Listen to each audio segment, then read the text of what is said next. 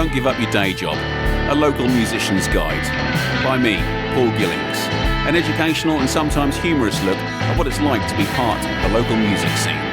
Now in conjunction with Indie Kid Records.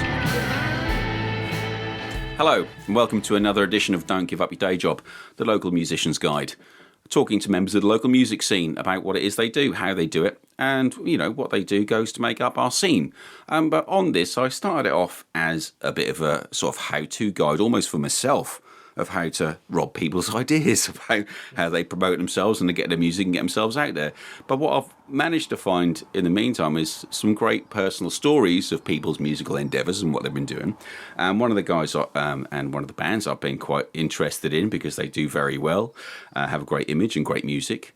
Well recorded is the band Like Optimists, and I have Mr. Nathan Cochrane with me today to have a chat. Hello, Nathan. Hello, you right? I'm all right. We're still looking at our technical difficulties over here, and I think I need to probably up your mic a bit, despite having given you a whole bunch of sound checking there. Yeah, so, fine. So thanks for coming over today, buddy. That's all right. Yeah, what is it you're up to musically at the moment then? So as we stand at the moment, obviously I am concentrating on Like Optimists music. I'm always writing. And as it stands, we are just recording when we can, really. And with work and stuff and family life, it is limited. Uh-huh. And that's why things take so long to come out, unfortunately. But they do come out eventually. So that is it. And I'm just trying to get gigs. Just gig some more. Gigs some more. So really, I would say at the moment we're concentrating on getting a catalogue of gigs whilst trying to record when we can. So tell me about Like Optimists. So I didn't know until I investigated for this particular podcast that you guys had a full band. And Yeah. I'm almost ashamed to say that I didn't know that because I've literally seen you guys as an acoustic duo or a semi-acoustic electric-y duo with Azza on the old on the loop pedal, your partner in crime, who should have been here today. But bless him. Yeah. Let's move on. So tell me about it. So is it still a full band that you have? Yeah, still a full band, yeah. So there's me, obviously, there's Azza on the lead guitar, there's Cam on bass and James on drums. Cam, would that, it's not Cameron Thompson. Cameron Thompson, do I know him? Is he involved in other projects? That sounds like a familiar he's in name. AJQJ, obviously, which is Azza's band. Oh, okay. He has been in other bands around the area, he was in a band called High Definition for a while. I'm not sure if he still is. Okay. But yeah, other than that, I don't know if you would know him from anywhere else. So you talked briefly there about getting some recording done, and I've had a search through your Spotify, upon which I found out that you had a full band and a drummer and everything. Yeah. And there's a lot of singles and EPs released. Sort of, and the first one was 2018. Was that sort of how long did you have the band before that and just start recording? Is that immediate, or were you together for a little while? Well, as it started off, it's literally just me and Azza in a room tracking some songs, and we had our first song called I Never Knew. Uh-huh. And we weren't really sure where it was going. We said, we'll do the tracks, the ones that we knew we were going to do, and then just release this one, see how it goes, and then we'll start gathering some people to try and actually make it a full act. Okay, that's interesting. And we got through a few people on the way. I love band auditions. Some people that have left. And I try to get people to talk about that. I love a bit of band politics. Yeah. I really do. Obviously, it's dodgy because we don't want to, put fingers to names. But we do all know those sorts of personalities. Yeah. And I guess because you and Azza clicked so well, and I've had songwriting partners that well. I mean, Danny R and I are sort of a duo. We're solid. We know each other's sort of quirks and stuff like that. We spent 2 years in a room together, blah blah blah. Been writing, and it sounds like you there with Azza. It's got to be the right people, right? Hasn't it? Oh, absolutely. Yeah. It's weird because sorry if I'm going off topic here, but when it comes to an Optimist song, it literally starts off as an acoustic track. Every one that we've released starts off with me and my mobile phone. Yeah. I don't have all this fancy gear, unfortunately. Azza has that at his house. Sure. But it starts off with me, song idea. I'll track what I can, just literally into a microphone on my phone. This is quite common with people recording on the phone because the microphones in those smartphones are fantastic. I'll send him the raw recording, and be like, what do you think? Should we go forward with it? He'll say yes or no. Or I'll go, I think this is good. Normally, the way it goes is if I'm really into it, we normally say yes, we'll do it. Yeah. It's a bit of a weird way of doing it, but he seems to trust me and I trust him. And oh, really? Was it always like that, or has that developed? It's pretty much been like that from the start. It's really lucky. That's really lucky. I know I am. Yeah, that's really lucky. And he's such a talented guy as well. Yeah, isn't he? You've seen him go. Oh man, I mean, I was hoping he was here because I could apologise again for taking the piss out of his loop pedal. Did you? Yeah, I did. Yeah, because I'd fairly like 2018, 2019. I was on before him at our local Carl Fest, I do believe. I've got Mr. Darren Steger-Lewis, organiser of such, coming to speak to me this week as well, so awesome. he'll be on a future next Love episode. Blinding guy, love He him. is. We all love him. Mostly for creating and bringing back the staple of our local music scene, the all-dayer. Do you love an all-dayer? An all-dayer is like all the bands from the local scene. You have a drink, there's hopefully sunshine, but I'm getting off topic now. There's going to be a whole episode about that. But Azza had, and I'm pretty sure it was, I'm not really into him, but it was an Ed Sheeran with his loop pedal filling in. And I'd never seen one used really past that, and a couple of mucking about. And then Azza went up and did this whole beatboxing, laying down guitar lines and stuff like that. And I have to say, having watched him do that, I went out and bought one. Yeah, I've always been wanting to buy one. I've never got round to it. And then said, I'm really sorry, because I was like, got a loop pedal because you ain't got no friends for a band. And, took the piss. And that was a really shit thing for me to do. So I have apologised, to him in person. I was hoping to do it again. But, yeah, it's just an instrument all by itself, isn't it? Yeah. I think he'd forgive you, by the way. I don't think he's not. He's not a vengeful He's a nice guy. I think he'd forgive you. Don't worry. That's all right then. So you've got like him with who's pretty good with the old technical. Yourself, who's coming up mostly initially with the songwriting ideas. Yeah. Like I said, I'll send the acoustic track. We'll go from there, and it just evolves. Yeah. And that's such a nice thing. That sounds lovely and creative. That goes from. It's almost like a dream for me. Really? When I was younger, I never had the confidence to do music. And, in my school years, I wasn't... I'm a big lad. So, I would get comments and stuff and people would laugh. And Kids are evil. Kids are evil, man.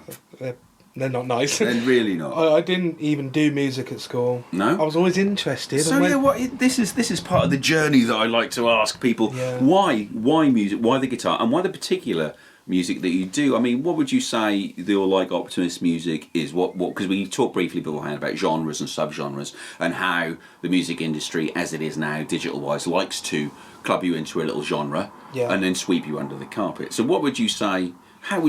What got you into playing your own music rather than just, hearing it on the radio? Were your parents musical or anything like that? Not really. I mean, my dad loved the band Oasis. He was obsessed. He still loves them. That's probably my age. And then I suppose I was going through my school years. I was growing up with like pop punk stuff like Sum 41, and I like Sum 41. I went through an Eminem phase when I was younger. Yeah. Well, he was very around. I guess you talk sort of late 90s, early noughties. He was everywhere. Yeah. And then I never forget. I was watching Kerrang TV. And Green Day came on. Oh, yeah. And the song Minority. Yes. And somehow, I'd never heard of Green Day. Really? Because I was young, the internet wasn't a massive thing then. Basket Case was everywhere. Yeah. Like late and night. believe it or not, I had no idea what that song was. Really? That took that long. And then I remember sitting there and just loving Minority. I loved it. And that's all I knew of them. Yeah. And then one day, about a few weeks later, my dad went to the car boot sale and bought me the Greatest Hits album of Green Day. Oh, yeah. International Super Hits, it was called. Yeah. And that blew me away. And I was like, Green Day, this is the band I love from now on. And when it comes to learning to play guitar and wanting to be, I just wanted to be Billy Joe Armstrong. Oh, really? Really, yeah. So did that then lead version of him. And, so did that then lead you to get a guitar or get interested? Pretty much, yeah. And so there was I used to have a friend that lived across the road. This is the first experience of me ever touching a guitar. Oh, okay, properly, yeah. This is great. This is like touching first boob or something. This is fantastic. I saw a such a good thing. Yeah, this is even better though, 'cause it's about guitars. Yes. Yeah, so, and he had a sister that's... but she had a guitar, right? There's nothing to do with the sister. She had a guitar, and I was always fascinated by it. And I think my mum and dad, I mentioned to them that I'd like a guitar. And they kind of put it off for a while. They're thinking, expensive he's not things. going to bother with that. Yeah. If they go to car boot sale to buy you albums, mate, they're not bombing out on a guitar, are they're they? just, he's not going to do that. I reckon that's how they felt anyway. He's just going to smack the strings and nothing's going to come out. Well, my parents were very much like, they were very much like, well, that's a lot of money. Yeah. If you don't commit to it, then I've wasted all that money. I mean... You can see their logic, can't you? Yeah, they can, but also buy me whatever I want just in case I want it. Yeah. Well, I want it. You buy it, yes. And the thing is, my parents did buy me a guitar when I was about 8, and I did school music lessons for about 3 or 4, because there's a period in school I think probably before Thatcher got a total stranglehold on the education system and fucked it right up. We were allowed to be taught guitar. The head teacher played guitar, so we gave a couple of lessons, and then I gave it up completely. And my parents went on and on and on about how £20 was a week's wages and stuff like that, and how I'd done and why I'd done. So if your parents were anything like mine, I can understand them not buying the guitar. Although I hope that my parents are okay with my guitar playing now. I've got great parents for it. They know I love them. They'll probably hear this. They know I love them, and they give me support through whatever. Now they are lovely people. Great. But no, like I said, a girl across the road had a guitar, and her brother got it out one day, got the guitar out, and I just started playing around with it. I was like, this is fucking cool. Really? This is cool. Do you remember what guitar it was? What guitar was it? I have no idea. Mate, electric acoustic guitar. It was electric. Oh, electric. Wow. I can see that. I can see the pull to that. Yeah. And I just sort of, I kept playing around and playing just random notes and trying to, when you're trying to learn where your hand is on the string. Because you're a lefty as well, I'm aren't a lefty, you? yeah. Yeah, I'm cack-handed. No, less lefty. And from that point on, I wanted one, and then like I say, that corresponded at the same time as I fell in love with Green Day, and then the album American Idiot came out, and it blew me away. I'm not surprised. And from that point, I was like, right, that's what I want to do. That's what I want to do. So then, was it sort of? Did you take lessons, or was it sort of just sat in with the album, doing it? I never bothered with lessons, guitar lessons. I just watched videos. I guess had YouTube been invented by that point and stuff like that? It was very early stages, but it was. I was watching like Billy Joe Armstrong play and how he was doing it. You could see his fingers from the concerts, could you, and stuff like that. I've been to many of their gigs. I went stared at his hands. I went to the Milton Keynes Bowl one, the Bullet in the Bible one. That's the first album theirs I actually owned. My brother had is it Dookie, their first one? Yeah. And my brother had that when we were still teenagers. And then the first album I owned, my mate bought me Bullet in a Bible because of an anti-religious thing I'd done in my younger days. But anyway, we'll skirt right for that. So that got you going. So then it was learning Green Day songs by ear, by eye, by hook or by crook. So how did you get your first guitar then? Well, I started with an acoustic guitar. It was the brand I think was a brand called Encore. Yeah. I think. Yeah, they were very prevalent around that time. That sort of time. I'm thinking. I tried to learn the entire American Idiot album. Who bought that guitar for you? Did you buy that, or did your parents? No, my mum and dad did. Oh, bless them. Yeah. Good. They came through in the end. Excellent. It took me ages to figure out how to tune a guitar. Right. Wow. It took me ages to learn how to do just a power chord. Really? You took me ages, yourself? And I just kept going and I kept going, and I was like, no, I want to learn this. So you didn't do music GCSE or music at school or anything like that, right? This was literally from the new information superhighway that was still in its fair infancy. I would imagine. What we talking, late 90s, early noughties ish. So that would have been around like 2004 onwards. Yeah. So it was still in its infancy. My sort of ultimate guitar years. Was still sort of, mucking around and stuff like that. Yeah. But the weird thing is, so I was doing that at home on my own with this crappy acoustic guitar, which the most ridiculous action you've ever felt on it. My fingers were destroyed. The best description I ever heard was Pete Stopforth was here, and he said they like Woolworths used to sell like a Japanese-made, like for factory-made guitar. So you could get your head between the action on the guitar. Yeah, best description. And but it helped because it trained my hand Really? to be able to really take the damage, you know. And with a, you know what a Green Day song's like, it's just power chords all the way, switching around quite mad at times, and it just taught me. And I had the American Idiot songbook. Yep. And I learned that all the way through. I'm not a good lead guitarist, unfortunately. I'm not. I never wanted to be that. Not many people are, mate. And I think that, especially around that time, it was a bit of a dying art. There wasn't a lot of rock songs that came around that time. All right, you know, late 80s. But once the 90s hit, guitar solos almost became, and the band I was in the 90s, almost we deliberately didn't put any guitar solos in. It was almost like the anti-hero, wasn't it, you know? And the days of the 70s, you know, rock gods spanking up and down there and stuff like that seemed to be more driven towards songs, you know, overall melodies from the vocal line, which I've noticed are very prevalent in your songs as well. So it seems to me like the focus was a bit more towards that. And for yours, I guess I can see, you know, especially with the Green Day influence, because your songs are very high energy.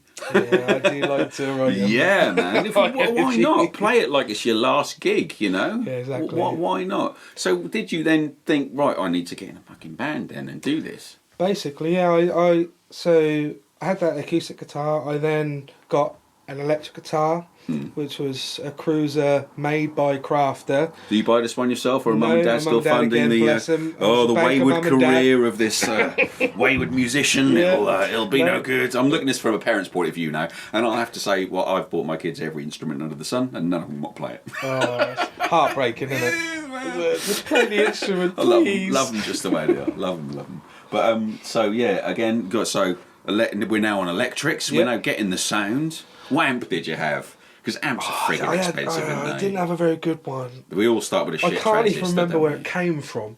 No? I can't. So you're giving them away now. You go on Facebook, people are giving them away. Some are like little crafters, whatever they are. They're like little practice amps that I used to have all the time. People are giving them away. Yeah, it was tiny though. It was only about, you know... that pig nose was as big as that. Yeah, it was tiny. It was a tiny thing. Yeah. Like a little cube. Cool. I don't know what you call them. But it was a tiny... Do you know what? I'm really very glad that, because I know you're a young man, you're younger than me anyway, and I just had this impression that those days of slugging it out on crappy, cheap gear had gone. Yeah. I really worried, because I think that that's a rite of passage, in a way, to just buy shit gear, buy what you can afford, if you like, and just suck. Just be shit, just because there's nothing wrong with sucking, is there? No. Because it leads to better things if you don't do that. Because there was a period of time, you'll remember the brewery and stuff like that. I just remember going there. There was a period of time in the brewery, early noughties, where there was just young bands and teenagers who just had the best gear. I remember walking in, and these guys could not string three chords together. They had a Music Man bass, you know, and a mess of boogie. If you can't play, it's not going to make any difference, is it? But we know now that we know about guitars, and we can probably, as you're a working man, probably got a nice one now, or a semi-nice one, I dare say. Yeah, there you go, because you can play now, because you bought it. Exactly, there you go. Because the great thing about having a day job that we don't want to give up is that we can afford nice toys. Exactly, yeah. But, you know, I just think these guys can't appreciate it. But also there's a cross-section of guys who, and I was in a band one time with some guys who were quite clearly executives and stuff like that, who have super nice gear. Yeah. It's like gorgeous guitars and gorgeous guitars. Couldn't string three chords together. I found out that the term for that American term, this American guy I watch on YouTube, calls them blues lawyers. That's my favourite phrase. So there's lawyers. Basically, there's a whole market in America that's geared towards what they call blues lawyers. These are guys who earn $500,000 a year and then buy gold-plated drum kits. Oh, really? Yeah. So there's a whole market, like a series of like, it's a whole like price brackets. They have price ranges, like any musical instruments have. It's like beginner, you know, player, pro series, or whatever it is. Yeah. And there's a whole like line where they go, right, well, this is just for guys who just can't afford expensive shit and doesn't matter whether they can play it or not. So I'm really glad and really encouraged that you had a similar journey there. Yeah, it's just it wasn't the best gear. It just wasn't. But you learn to make do with it, you know, and you learn what sounds good on the instrument, and you learn the way of playing the guitar anyway. So you can have crap gear and still make it sound good if you really Let's try. face it, if you can do it on that gear, then you know, you can do it on anything. You don't need the best gear. No, you don't. I don't think you do anyway. No, I completely agree. No one's going to share it in this podcast. It's fine. It's mine. We're so we like. No, I completely agree with you. You know, and so just getting back to you. Back to you then. Me. So when did your own songs start creeping upwards then? So we've got our Green Day back catalogue and Sum 41 starting to sneak in there on the covers. Yeah. When did you say, oh, that sounds nice, that's mine? So I probably just about started finishing high school. I then went to college. But I've been writing through high school my own stuff. They were very soppy. You've probably heard the Optimist songs. I was going to say, what kind of subject matter? Songs. Well, you see, I struggle with subject matter. I wish I could write something more worldly. Yeah. Danny R writes very worldly stuff, and it's really like poetic as well. Yeah. He does it with like well placed metaphors and stuff like that. If I start doing that, I just sound like a cheesy, you know, flag waving protester. So I stick to love songs as well. But that was you. You were a near-hearted guy then, were you? Writing songs, heart on sleeve. Sort of, yeah. I was like, they were more like soppy love songs at the start. You left me. And I remember in high school, I wanted to just show people a song that I'd made. Oh really? You weren't shy about it then? I was shy. This is what I'm saying. Right. I wanted to show people, but I just did not have the bollocks to do it. Okay. I was scared stiff of having any attention. To some degree, I still am. You know, and I just didn't believe that I could do it in front of a hall of people, and so yet that was still a little ambition in there, though, was it?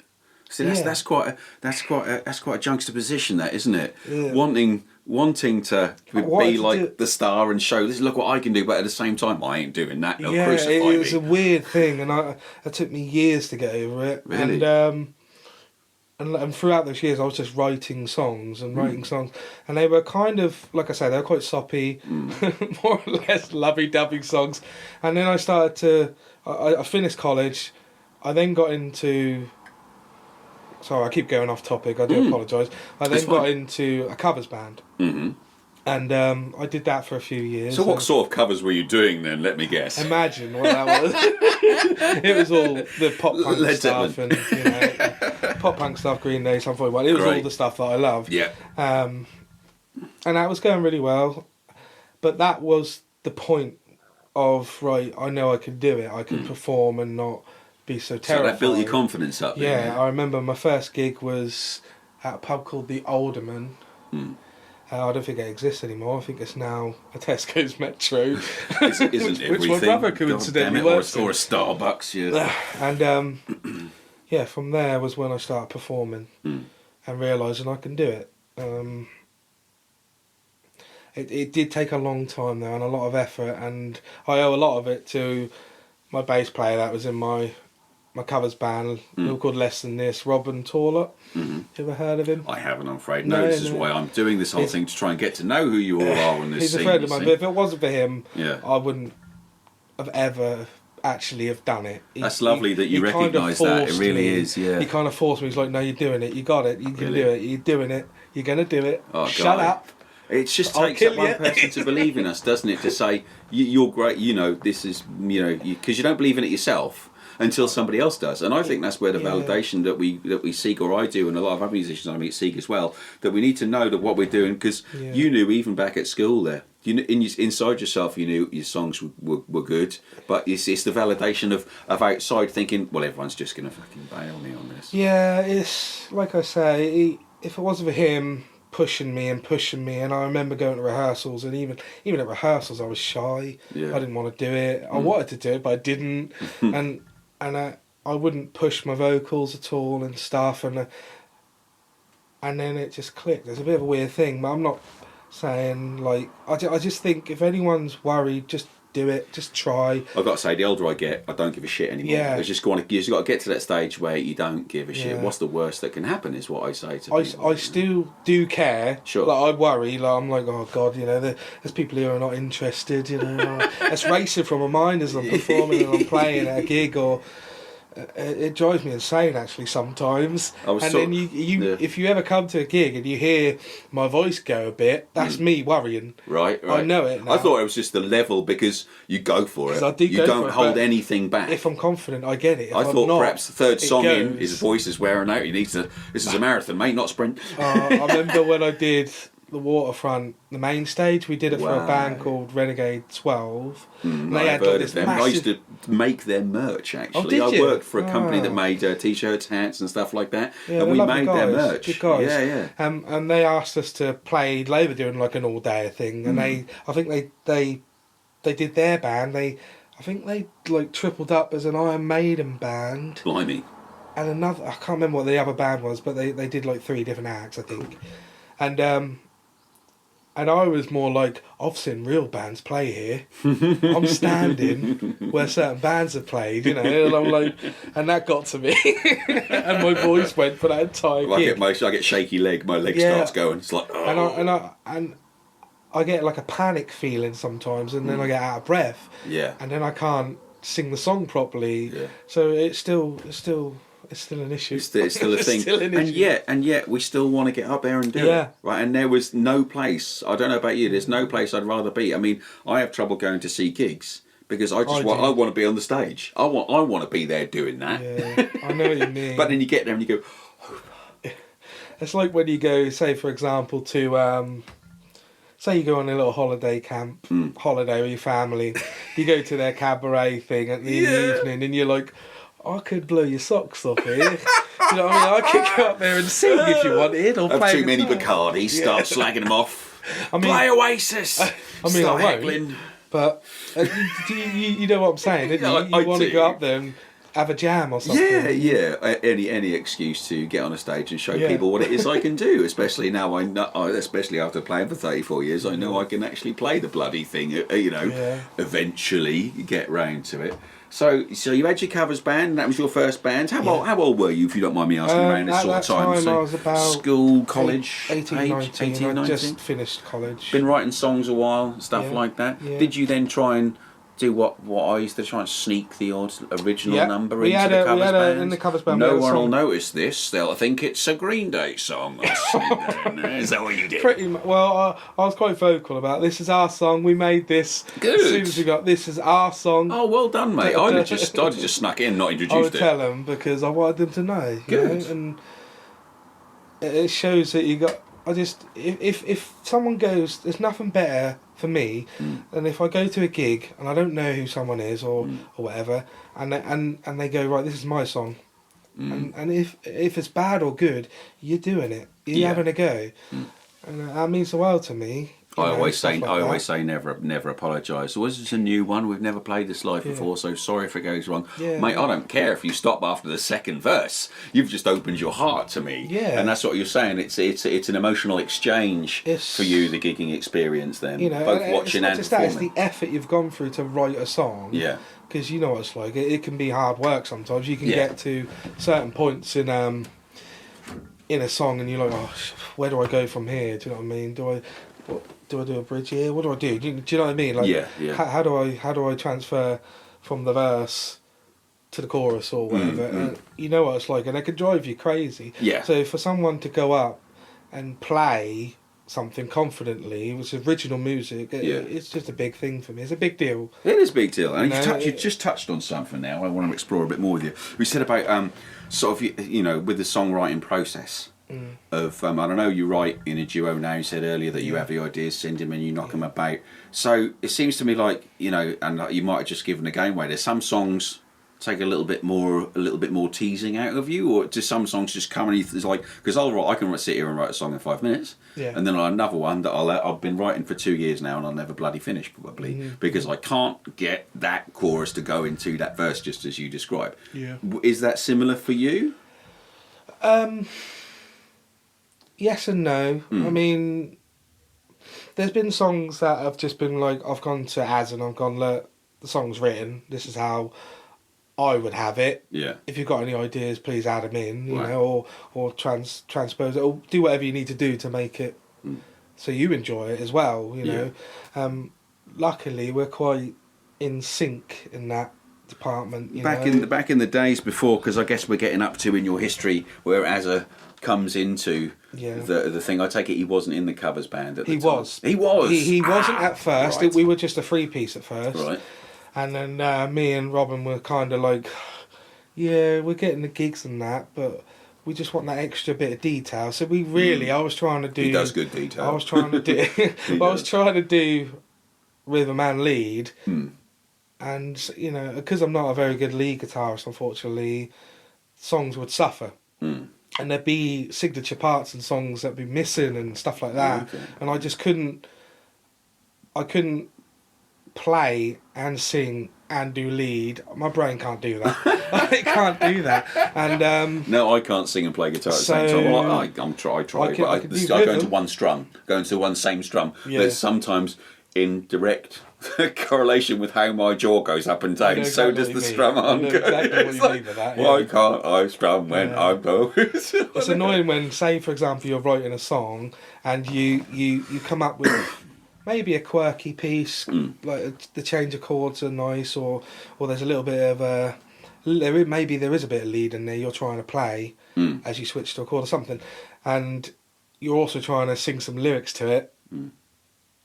That's hard, I find. That's where Azza comes in. Yeah, He can do that bit whilst I think of what I need to do, you know? Yeah. I mean, Azza's name has come up a few times in his podcast. Ryan Redwood speaks very highly. We taught him we went to Azza for guitar lessons and stuff like I know that. they're good mates. So you had Azza in your band, who's sounds to me like he's musically trained, which for you were self-taught and stuff, is a whiz on these things. I mean, that must have been kind of, you know, if I ever meet a musician like that, I'm always a bit intimidated. Yeah. But he kind of, and you guys kind of gelled nicely. Yeah. Are you a sort of bit that he's missing as well? Because I find people like that, they admire people with your skills because they don't have that particular bit. I see what you're saying. I think most of it was he came in the band, and because of his attitude and how easygoing he actually is, it was fine. Do you know what I mean? It was just like friends getting together. Awesome. Which is the way it should be. Lovely. I've always kind of thought your band needs to be a happy family. It can't. If someone's unhappy, then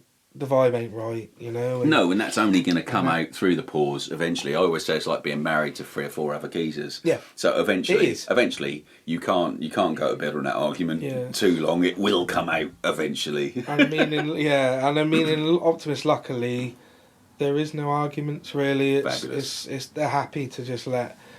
I'm really lucky actually in that respect, because like my bass player and my drummer, they're both normally pretty in tune with what we're doing. They're happy with it. Great. Well, especially with such a driving force that you guys have, because I want to get onto it, but you know, that if I was in their position, I'd just be very privileged to feel part of something that has momentum.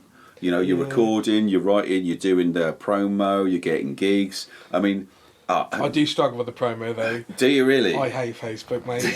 I've heard you say it as well, sort of thing. You know, I don't. It does my head in. It's just an energy and time vortex of black hole of like, oh Jesus! But if you don't, no one's going to know. And for the demographic that I look at as well, I mean, Facebook's generally considered these days to be over 35s. Ryan Redwood always says it's boomers. He says I don't want to be on the boomers, so he tries. But I don't have the time. I don't have the time to open 4 different social media platforms and spam the shit out of them with all my posts.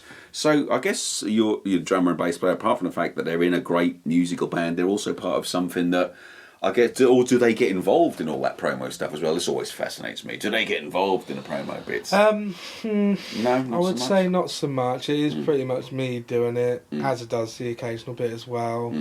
I always do say, if you want to do anything, step in, chaps. If you ever do want to just play something, like even if it was like playing the drums to one of our tracks, just something. Yeah. You know, you go ahead, but they're busy men as well, so sure. it is hard, and I'm doing it. I don't really do much, unfortunately. It is hard because I've got my little boy to worry about, and I am working full time all the time. We can't give up the day job just like that, No, mate. But you can, and continue to, in whatever form you can, create awesome music. Yeah. You know, I mean, I did notice that there's, I mean, in my genre, they kind of like albums. They kind of like, you know, some are more towards the blues. And if you send a blues radio station or blues, you know, promoter like, you know, a single or an EP, they'll go, well, where's the rest of it? So you sound like a kind of prolific guy, but if you don't mind me saying, and I'm not, you know, trying to draw attention to it or anything like that, but you've got like singles and EPs. Is that a marketing? Is that a conscious marketing thing, or is that just like recording is expensive, or what was the thinking behind doing EPs and singles rather than going albums? Well, originally there's been so many different plans that have changed, right? And a lot of it is just down to time, right? To be honest, I'm not gonna lie. It's just no, it's fine. It's quite hard sometimes to get us all in a room. Okay, yeah. Even to rehearse sometimes. You might not see it on the set, but sometimes it can be tricky. Your boy's a tight ass. You know, our drummer's he comes from Ipswich and comes down here, so it's a big effort, really. I mean, to just come down for rehearsal and then bugger off back to Ipswich. I'm grateful he does it. But it's mostly just down to time. Oh, that's cool. I was wondering if it was some sort of marketing thing. Like I say, I gave in to the marketing thing, and I hate having to, you know, bend what it is I do in order to suit what I think might get my stats up or get me noticed. So I'm really glad that it's an organic thing for you. That's awesome. So getting back to you, rolling back to the history there. So as I was in the covers band, did Like Optimists, just quickly, where did the name come from? Because it's like, I honestly didn't know how to pronounce it sometimes. I'm like, are they like optimists? Or do they like and appreciate optimists? I love optimists. They're so cheerful. I remember this was when I was in the covers band, and we were playing, do you know Dan Beckles Key? Well, they did their big, is it the Harvest Moon gig? Yes, they do a little festival, yeah. And we turned up, and they were running really behind, and right at the, like we didn't know when we were going on. In the end, they went, boys, we're really sorry, but you can't play. We're not going to have the time. And as you can imagine, we were pretty cheesed off. We rehearsed hella loads for this. Do you know what I mean? Like we rehearsed for like a whole week for this, and we were pretty bummed out about it. And I just went to Az. I looked at him. He already knew I had an idea about doing a originals band. Oh, so this is still a covers band, I need to be more optimistic, like rubbing my head in frustration. Like, you need to be more like an optimist. And I just went, Like Optimist. That's a nice name. And that was it. That's where it come from. Had a great logo too. Who does your graphics? That is mainly our drummer. Is it? Yeah. Well, he's very good. You know, every like latest EP cover or anything like that, awesome. Yeah. That like blue orange, like cutting up, brilliant. I mean, the latest one though, the little heart. The heart, taped in half. Yeah, that was me. Was it on Canva? Canva's awesome. Do you know what? Really I couldn't good. recommend it enough. I recommended it to a radio station fella, Neil Jones from Smart Radio, and he was doing posters on God knows what, in Word I think or something. I went, just have a look at this little app and see for free. All of a sudden, these shiny, sparkly posters started coming out. It's great though. Highly recommend Canva. Get Canva on. There's no excuse for bad artwork anymore. I mean, I did have a subscription. Yeah. Oh, did you? So you had all the nice stuff. I got the nice stuff, but I obviously cancelled that because the cost of living it's extremely high now. Cheers then, Tory bastards. Yeah, thanks for Cheers that. then, thanks ever so much. We can't afford Canva. No. Bring the price of living down so that we can get the graphics good on our music. Throw my creativity out the window. Cheers, boy. So you and Az stood there and went, you should be more like an optimist. And he was like, oh, that's a nice name. Yeah, that's literally it. Okay, and then I take it then, and you know, it was then like, right, let's do more original stuff then. Yeah. I mean, when it came to becoming an originals band, I was obviously in my covers band. I was in there for quite a while. Yeah.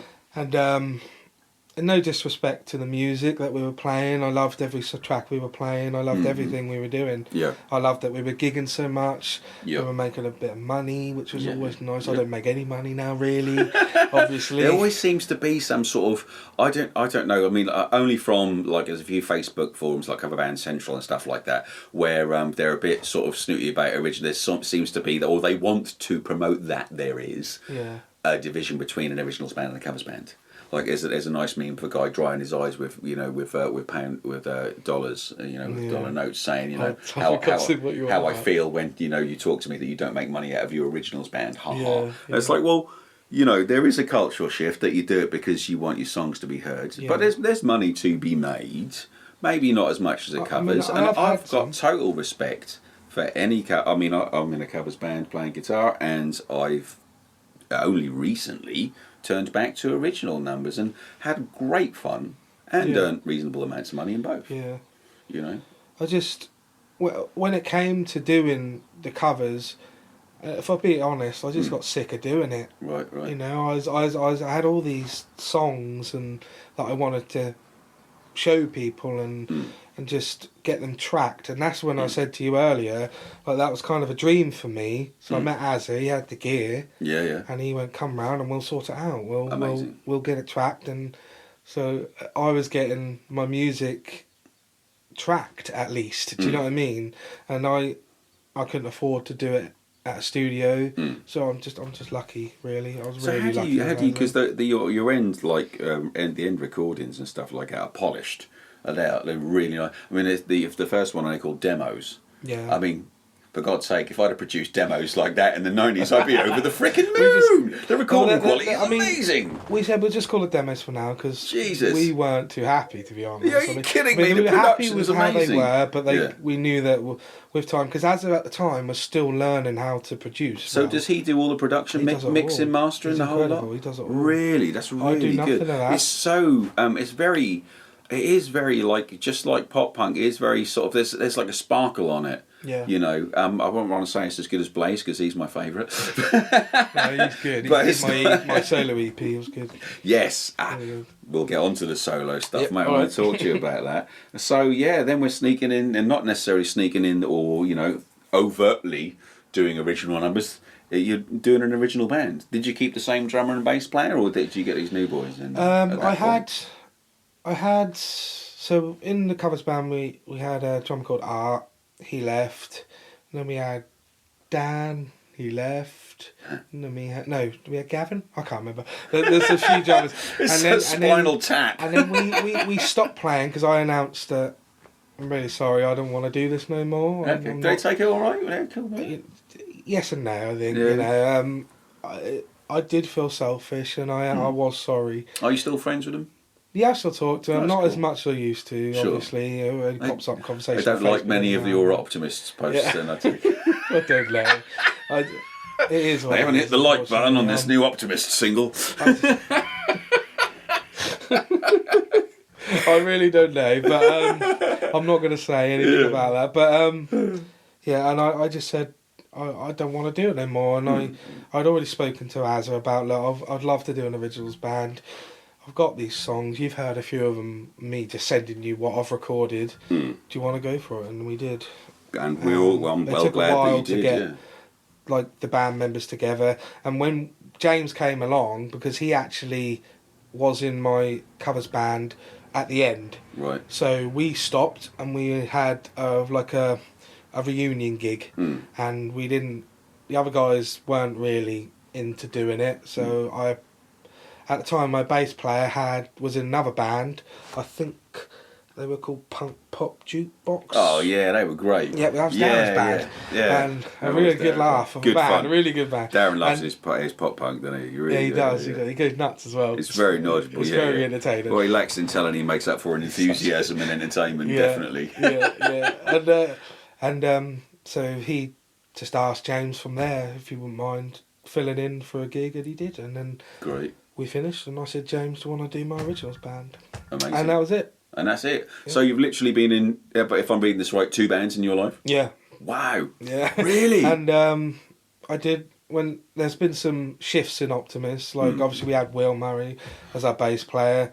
I mean, but you do have your core of you and answer to that, Yeah, don't you? yeah. It's like you know, for example, look at I don't know if you heard of Dr. Feelgood, but they have no original members in Really? that band. Yeah, they are quite literally their own tribute act. wow. They're still going out as Dr. Imagine that. Feelgood. It's like there's no original members. I'm not going to see that band. I don't give a shit if they hear this either. But I'm not going to see that band. It's just like I want to see Wilco Johnson chewing the inside of his cheek, going crazy. I mean, I did see the original Feelgoods back in the early '90s, and Lee Brillo was still alive. You don't know what I'm talking about now, and they were legendary, absolutely legendary. Sort of, they were a very pubby, very punky band. You'd probably really dig some of their stuff. Yeah, I'll have to you check really, them out. yeah, like Roxette and stuff like that. Oh, cracking.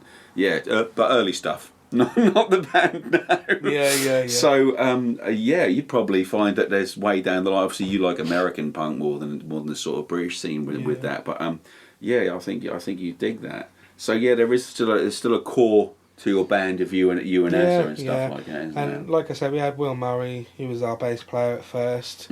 Fortunately, things weren't quite working out.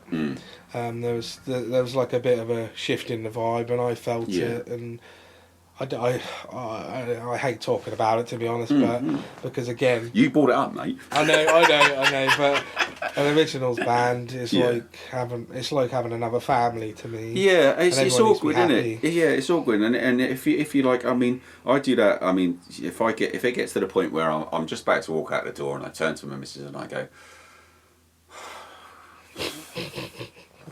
she goes, "Why are you going?" Well, I don't know. You feel obliged. You feel like it is a family. Yeah. You know, I'll just grin through. You know, it's like going to a family Christmas, isn't it? You grin through the turkey. It's only for a day. It's not. There's another rehearsal next week. But you know, it's very brave and difficult to be able to bring up these issues and move forward as well, isn't it? And I learned the hard way. I was in a band called Nexus in the late '90s, and I kept my gob shut for ages about things I heard you say about this on your last podcast. Yeah, so I repeat myself. That's all right. I'm old. But yeah, I kept my gob shut for ages. That I've listened to your thanks. podcast. That's what I want to tell Thanks, man. You're that guy. You're the one stat I've got on there. Oh, good. It's good to know it's you. Proud to be. Are you going to listen to yourself on the podcast? That's the main one, isn't it? I look forward to it. Definitely. I don't. My voice is terrible. I'm really not looking forward to it. Not at all, man. You got great. It's a voice. You're talking, and it's as long as being honest and talking about things honestly, then it's fine. It doesn't matter. Yeah, really, yes, it it doesn't. So band politics, you know, and the bass player and saying, "Look, mate, this ain't kind of working out." Then no. Yeah, well, like I say, the vibe was just wrong, and I noticed we were chatting less because of it, and rehearsals were getting a little bit tense, and there were a few parts where we would argue a little bit, and I never wanted that. I always think it's weird when people say, "Oh, you know, you see the famous bands." Let's take this out of like personal experience and talk about the famous bands because they don't know. Yeah. And you watch these documentaries whereby they're having a bit of thing, and they say, "Oh, it's part of the creative process." Now, I don't know if I agree with that. I don't think anything should be that much hard work. No, and maybe at their level, and perhaps at our level, because we've got to get up and go to work. Yeah. And to be quite honest, on a Thursday night. I don't want to go to a room, a sweaty small room, and argue with three guys. I'd rather be at home watching a TV with a wife and kids. To be fair. Yeah, I know what you mean. Yeah, it's like I say, it needs to be a right. Do you know what I mean? The whole environment needs to be calm. It needs to be. That's how I feel anyway. I like. There's nothing better than have everyone get on and create your own little song. It's got to be fun, isn't it? It's got to be fun. And it was because eventually I believe that conveys to the audience. I mean, if you have that in a practice room, then you'll have that on stage because especially at our level, no one's that professional to like switch it off. Yeah. And just pretend they're having a great time when you all get on. It will bleed over, and your audience won't be having a good time because they think, this is awkward. They'll feel the vibe. I genuinely believe that. And if you're having a good time, like Danny and I are always having a chat, and it's like we get out, we drive down to Bury St Edmunds, chatting in a van, having a laugh, taking a piss out of each other, and we just get on stage and carry on. Yeah. And people feel that vibe. I genuinely believe that. If you're having a nice time, so will they. Yeah, that's 100%. But like when I obviously said, look, things aren't working, and I'll just state now, I love the guy. I still talk to him now. He's just brought a new single out, actually. Little plug really? for him, yeah. He's got a band called, his own little project called Three Divorces. Okay. And the song's called Cheap Hotel. Excellent. And I love it, actually. That's a great name. So, have a listen. Oh, but, yeah, so like I said, I said, look, I'm going to have to let you go. That was one of the hardest things I've ever done.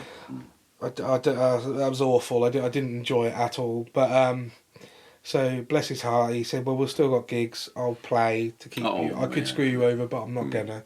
So I think we had that level of respect for each other, and we still do. Yeah.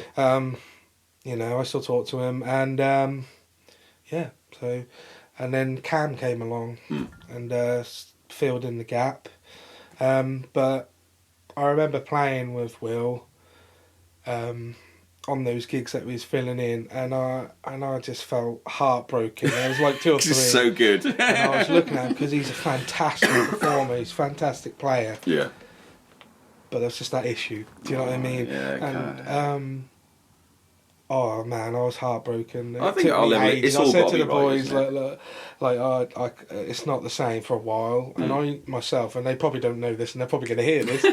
I nearly folded I it hope they're altogether. listening. Yeah. Because I was like, oh, if that's what it's like, then no. If this, so you thought to yourself, if this is an original band, if this has got to be, I don't actually want it. Yeah, and I kind of took like a mini break, so to speak. Because I took a month or like I think I was only like 3 weeks where I just didn't play any music. I stopped after. I don't know about you, but I get more like that. Time was that I'd say I quit altogether. I'm done, and now I just find that I just need a little rest. So just before Christmas, I did the same. About November time, I went. I can't. I just need a break. Do you ever go through like a writer's block where you just can't write anything? Oh yeah, it was like 15 years. The last one. That's when you know you need a break. That's a long one. I got very disheartened after Nexus and didn't write anything. Just just because I thought my ideas were shit and my songs were shit, so I just didn't have any confidence. Yeah. And I think I just got to an age where I just couldn't give a fuck. I mean, I was talking to Paul when Paul Johnson came over. He was talking about levels of giving a fuck, and I kind of thought, well, I don't really care if anybody's listening or not. I don't care if anyone hates it or not. And what I actually discovered was that if people listen to your songs, you're actually really, really, really, really lucky. Because I don't know about you, but my listening stats ain't very high at all, and nobody's listening. So I could pretty much play whatever the fuck I really, really wanted to, bad, good, and not have to worry whether it's bad or good. Obviously, I want to produce something good that I'm happy with. Yeah. And I think that becomes the level. If I'm happy with it, then it's going out. Yeah. And it's built my confidence up. I've taken a bit of a hit at the moment. Things haven't gone great with my last album. But yeah, I think maybe I'm coming up for another little rest. I don't know. I've got a bunch of gigs this summer, so maybe I'll rest for the winter. Yeah. But instead of saying, I think I think maybe as artists we shouldn't do that. I'm giving up. I'm turning it in. We should do what you did there, and what I've come to do more often and go, I just need a little break, Phyllis. Yeah, never stop, just have a break. Just have a break. And it's absolutely, it really does, yeah? Because turning in all your gear and because I've done it before, sold all my guitars. I had some beautiful guitars. I had a Rickenbacker 335, it was 1985. Do you regret it now? 336. Yeah, I really do. It was gorgeous. Man. It cost me 850 quid back in the day. I was quite into my guitar playing. I was about 19. Yeah. And I got it on HP. And I was like, yeah, I'd really got into it and then flogged it. I'm giving up. I'm not playing. Fuck this. I'm not doing anything. And really regret it. So hence why we're absolutely random here with all this musical equipment now. Yeah.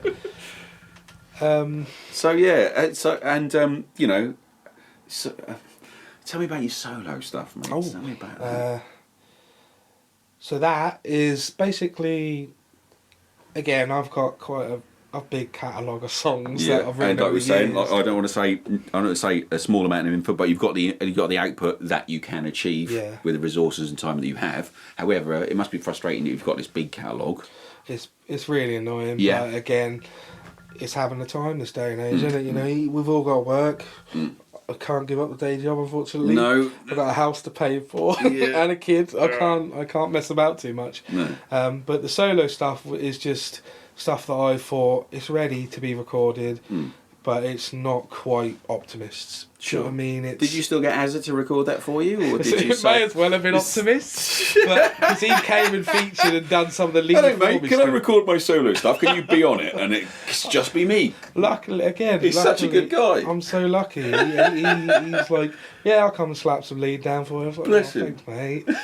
And we had a really good day. We all need a bandmate like Studios, that. That was as well. That was at Blaze, was it? Okay, cool. And Raoul's like, he's excellent, isn't he? He's a wonderful guy. Yeah. He's so easy to work with as well, and I'm meaning to go back there to do. Well, he's building the new studio, isn't he? I know, but I don't know how far he's got with it yet. Well, I think last time I spoke to him, Roof was half on, and I saw a little video. Yeah. And I saw him about a month or so ago. He was playing down the Jolly Sailors down the road here with his floating greyhounds. And he said it's taking his time, but he wants done properly. He's prepared to wait because this is a live stream. So I don't know if it's going to be done this year, but it was beautiful. It's like half sunken, and it's just like what? I need to get in there. But he says he might have some sort of open day or something like that for pods that have recorded there. So hopefully, fingers crossed, mate, we'll get a little input in there. So did you go over and record that over there, or did you just send in for mix and mastering? No, I did go over there and record it. That was a really nice day, actually, just for being an experience in an actual studio. So I'd live in a studio. I spend so much time up in here. It's great. I mean, you talk about like not being able to like doing your own stuff and having Azza, but I mean, that's why I have this like microphones in front of you and a recording suite on here because I wanted to do my own. I wanted to record my own stuff, but I didn't know anybody, so I had to go. I didn't have an Azza. Everybody needs an Azza. Again, everyone needs an Azza. What a guy! Lucky I am. So I need one of those. So need an Azza. I had to learn. That's the bloody 3 years too late. I've got all this crap now. Oh, that's funny. But so you starting to record the solo stuff. Is there going to be more of that? Yeah. I've already got a second EP planned. Yeah. But obviously I've asked you if you wouldn't mind coming on. I'd love to, mate. I'd love to do some. There might be a few more songs on this one. There's only 3 on the other. My first EP is called Loathe. And then the second one, I think there's going to be 5 songs. I'm still unsure on that, but either way, there'll be a second EP with some tracks on it. Awesome. So as far as subject matter with new EP, are we still soppy love songs? Is the wife well pleased with all the soppy love songs that you write, or are they?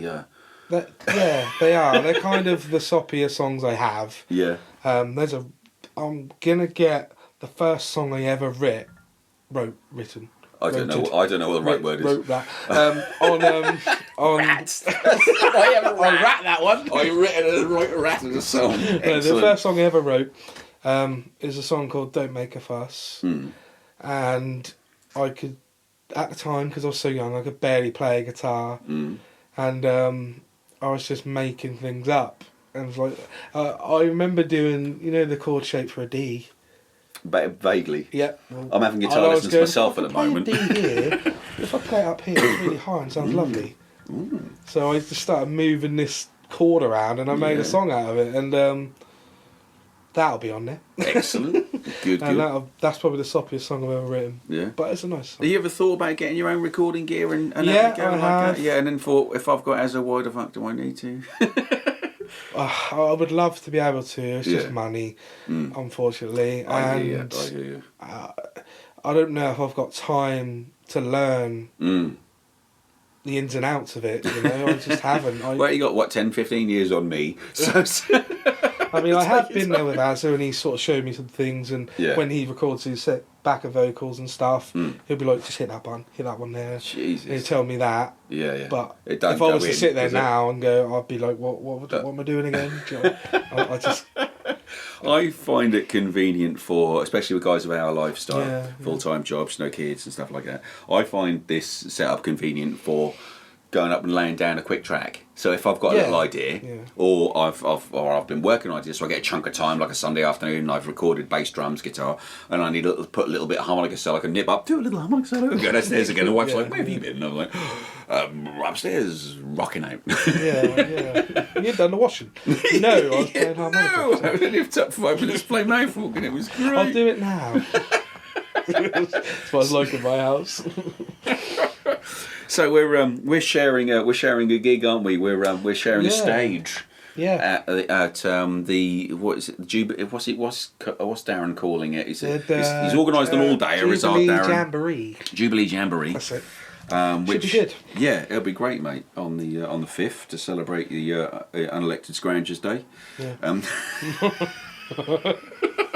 I didn't vote for her. But anyway, I'm sure that's upset a few people more than anything else I've said on this podcast. I normally get crucified. Have you upset people before? What for? Not on this one, not on the podcast. No, not anyone said anything. I think the the listening figures go down, but my anti-royal stance usually upsets people quite a lot. But that's just my opinion. Fair enough. And we're not opinions. One, yeah, everyone's got one. Like arseholes, everyone's got one, and they stink. So that's. So we're looking out for more solo stuff. Are we going to see some just more Optimist stuff coming on? Yeah, there's actually a plan to kind of slowly release an EP because again, time is an issue for us. It's just the way it is. I love that it's organically like that because you're doing what you can instead of putting pressure on yourself and saying I need to be doing this. Because that can make me, personally for me, that'll make me want to give up as soon as anything else and go, do you know what? I haven't got time to do all that, so I'm out. So you're doing what you can, and I think that's great. Yeah, and there is an EP coming, and the first 2 songs are out. There's The Stress and Just Like Yours. Yeah. So the next one will just be added, and it's a dodgy way of doing it, but they're just going to end up in an EP. So you'll probably see on Spotify single. Next day, let's have a look. They got an EP. It's just the singles. An EP. But we don't know yet. It's just an idea. Other bands are doing that at the moment. Yeah. We've noticed. So.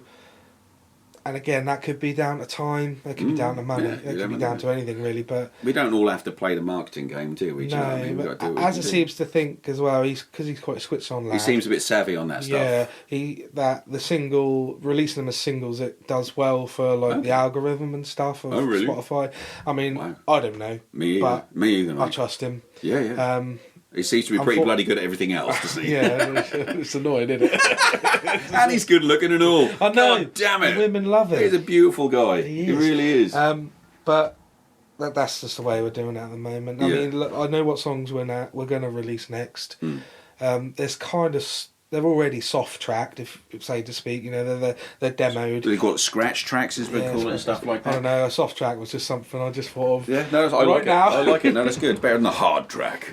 So, are they going to be in the same sort of musical vein? Because we didn't really talk. I guess we talked about your influences, and I've got to say that I think it's fair to say that your music is very on your influences. It's very pop punky. It's very full on. It's big energy. I can't get big away guitar sounds. Well, and why should you? Because it sounds fucking great, to be honest. So is that going to be more in that sort of vein? Yeah. Write a ballad anytime soon? I have got one. Have you? And I wrote it for my wife. She says I didn't, but I did. Was she playing? You wrote it for your ex. You loved her. You wrote it for some girl. The argument is I had the song ready. Do you know what? Writing a song and having a row about it is hilarious, isn't it? Bloody hell. She says that I wrote it before I met her, and she's kind of right. Well, mate, it sounds to me like you've written her 1,000 songs already. I had no one to give it to, so that's your song, sweetheart. like. It's like buying an engagement ring, isn't it? This is for you. No, you bought that for the last one. It's just a song, man. How many other songs have you written about her? Must be hundreds. I'm calling your wife ungrateful on air. What am I doing? But that's it's called If You See Her, and that is going to come out eventually. Yeah. And I'll dedicate that to her. Whether she likes it or not. Whether she likes it or not, yeah. But no, like I was saying, I know what songs are going on the next EP, and they will be in the same sort of thing. Good. Same vein as the last tracks. There's one I've been wanting to get out for like 2 years now. That since I've written, it's called Jester, and that is, when I don't want to sit here and blow your own. But you can stand up and do it if you like, mate. But I'm really proud. You're proud of of it, that are you? song. Do you know what? We're not proud of things enough as, I think, part of almost like some sort of British culture. We're not proud of things. You two always said that, they never went down well in England because being good at something is one thing. Being proud of it is unforgivable in England. Yeah. And, why shouldn't you be proud of it? You want to be modest, but, I mean, I love your stuff, and I think they're well-written, well-made songs. So, there you go. I'm doing it. I've built you up already. So, yeah, tell me about this song. It's just quite a personal song, so to speak. That's difficult to do, though, right? It's powerful. Yeah. It's anthemic, or whatever the word is. Is that the word? I think so. It sounds good to me. I'm not good with words. No. You just write songs. Right. You write songs, you must be good at words. Well, I suppose so. Well, you're not going to write a novel anytime soon, I dare say. But, I know what you mean when you say you're not going to. Expressing yourself outside of your music is probably difficult, which is why we write songs, to express ourselves, because we are difficult. Musicians do find it difficult, I have found, to open up about stuff until you get them talking for about an hour or so, and then they spill their guts, mostly when the tape turns off. Yeah. But so you express yourself through your music, right? Try to, yeah. And if trouble is as well is that when you hear the Optimist tracks, they're all kind of related to the same issues. If you really, really look at them, and they're all sort of mental health issues and stuff. Great. And good. To me, it's always been an important. Well, I'm saying good, like it's good that you're talking about it, not good that you have mental health issues. But I do too. I saw a therapist for absolutely years, and has been on and off medication for a really long time. And I'm really glad that we're talking about it. And why shouldn't we? There's not enough songs that could be written about it. God knows there's enough love songs, right? Yeah. I mean, like when you look at the songs and that, they are like about mental health issues, but they all kind of meld into one if you really look at the overall theme of it. And I try to break out of that, but I just can't. And trying to be optimistic about it, are you? Yeah, and it's kind of it's a it's a bit of a weird concept when I think of it like that. Yeah. So you try. So let me get it straight. You try and write songs that aren't. You try. Yeah. And I'm like, well, no. Never disappointed, though, are you? It's ironic, I guess. It's just the way. So you keep trying to write songs that aren't like that and end up writing songs. Yeah, they always go back to that. I mean, that last song. Don't fight it. That we released. What's it called again? Just Like Yours. It's What's my own song called? I don't know.